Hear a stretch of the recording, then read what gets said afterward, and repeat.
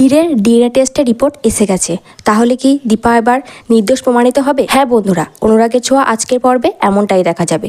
বিস্তারিত জানতে ভিডিওটি না টেনে পুরোটা দেখুন। অনুরাগের ছোঁয়া আজকের পর্বে মূলত দেখা যায় মিসকা শেফালির সাহায্যে সেনগুপ্ত পরিবারে আসে। রূপা সন্দেহ হয় যে ওই মিসকা আন্টি, কিন্তু বাড়ির বাকিরা চিনতে পারে না।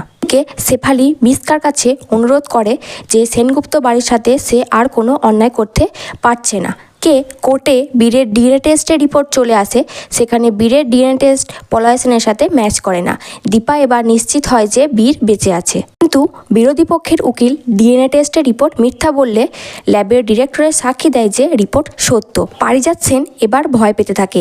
সে এবার বলে যে বীর সূর্যর সন্তান নয়, কিন্তু পারিজাত সেনে এ কথা সত্য প্রমাণিত হয় না।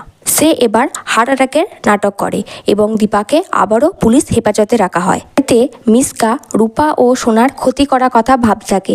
সে রান্নাঘরে খাবারে ঘুমের ওষুধ মেশায়। মিসকা কি রূপা ও সোনার ক্ষতি করতে পারবে, নাকি দীপা এসে ওদের বাঁচিয়ে ফেলবে? জানতে হলে দেখতে থাকুন আমার চ্যানেল টলিউড গল্প।